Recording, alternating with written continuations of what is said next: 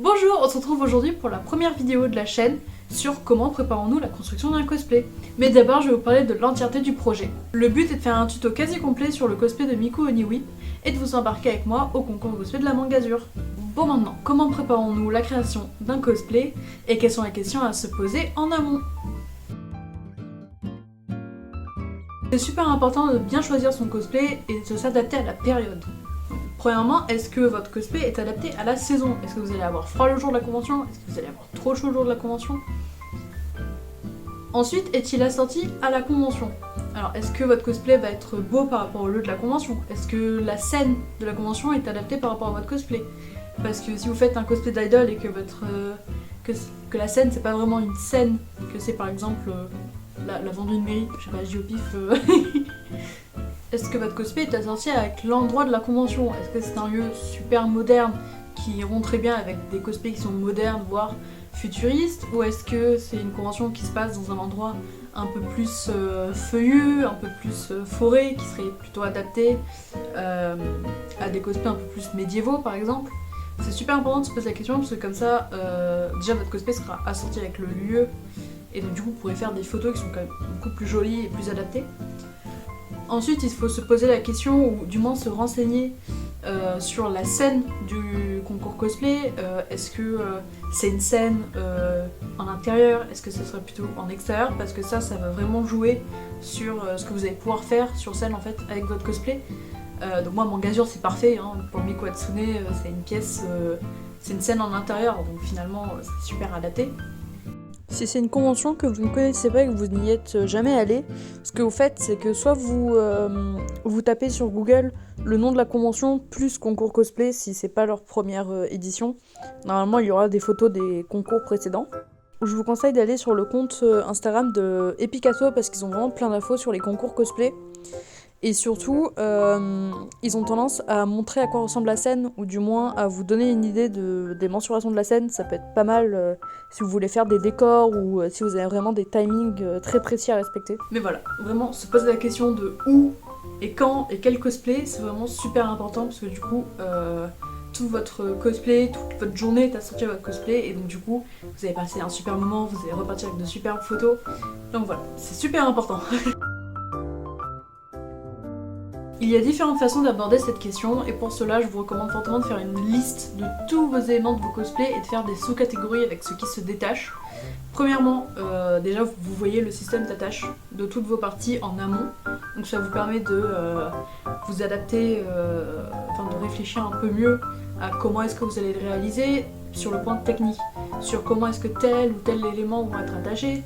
Ça va aussi vous permettre de savoir quel élément ne se lave pas. Comme ça, au moins, vous pouvez balancer votre cosplay au lavage sans les éléments qui ne se lavent pas et vous êtes serein.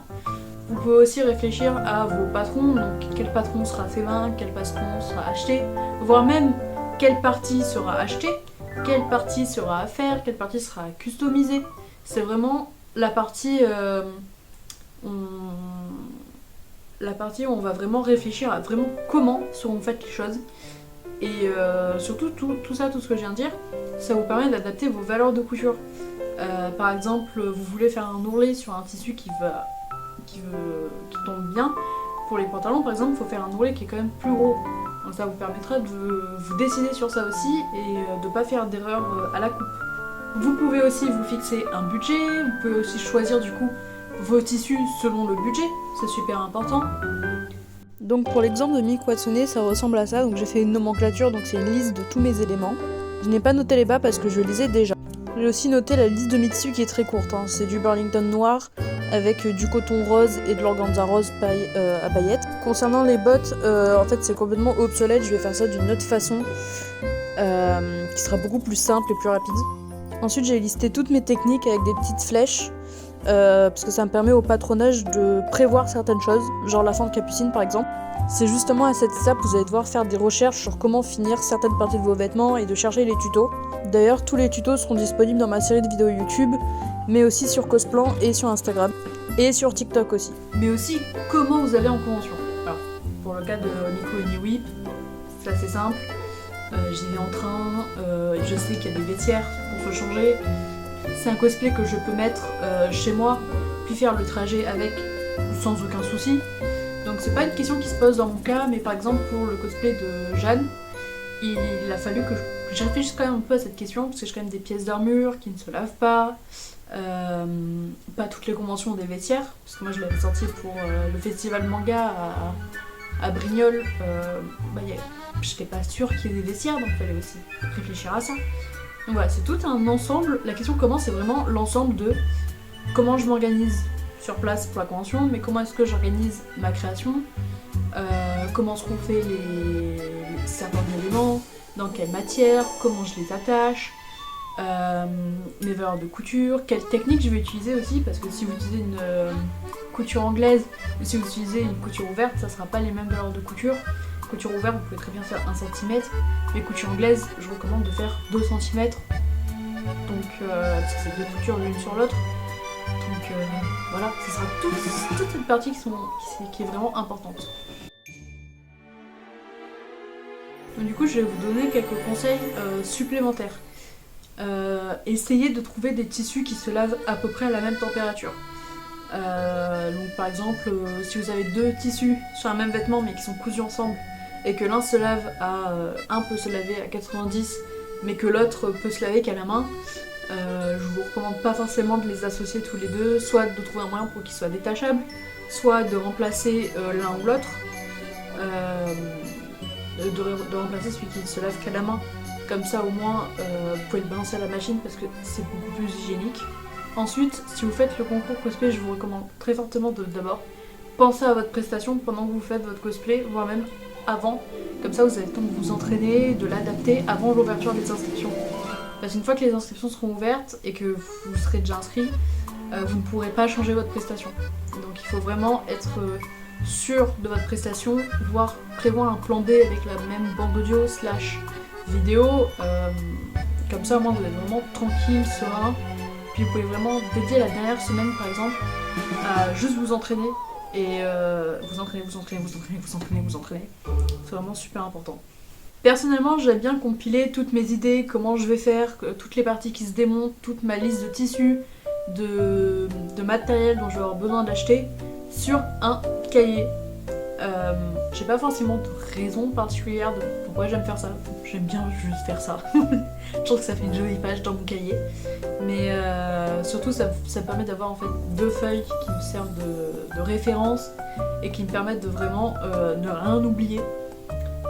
C'est comme faire une petite liste à part, genre par exemple un petit carton où vous notez vraiment toutes vos parties de cosplay que vous pouvez mettre par exemple dans votre valise.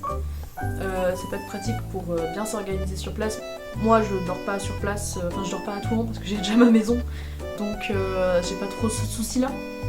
Mais par exemple si vous allez loin en convention, c'est super important de déjà avoir plein de petits bouts de liste que vous pouvez juste additionner ou regrouper à un endroit pour faire votre valise, c'est super pratique. Donc ça c'est la page que j'avais déjà montrée à Fantasticon sur mon stand et c'est vraiment, ça regroupe vraiment toutes les informations sur mon cosplay. Donc là comme vous le voyez et comme je vous avais dit plus tôt, j'ai fait une nomenclature avec toutes mes parties, avec mes photos de référence bien évidemment. Comme ça au moins ça me permet d'avoir tout sur une même page et d'avoir juste besoin de juste jeter un coup d'œil. J'ai fait une liste de courses qui est peut-être pas complète, mais avec le plus gros dedans, parce que comme ça au moins ça me permet d'oublier beaucoup moins de choses. Et de toute façon vu que j'achète au fur et à mesure, ça me sert juste d'idée, d'exemple de ce que je vais devoir acheter. Ensuite là ici j'avais déjà mis mes prestations, mes idées de prestations, là mes petites retouches sur le design si j'allais en faire. Donc voilà, donc là c'est ma liste de mes tissus, la liste des tutos pour pour la série de vidéos. Et bon là j'avais mis à sortir pour le concours cosplay de la Japan Expo Sud, donc ça c'est quand faut choisir le moment. Mais il faut savoir que finalement ça n'aura pas lieu, je serai pas là, ça sera pour Mangazur finalement. Donc du coup voilà, c'est vraiment la page qui me sert vraiment de référence. Sur ce on se retrouve pour une prochaine vidéo où je vais réaliser le haut de Miku Hatsune entièrement sous vos yeux, avec tout plein de tutos super utiles.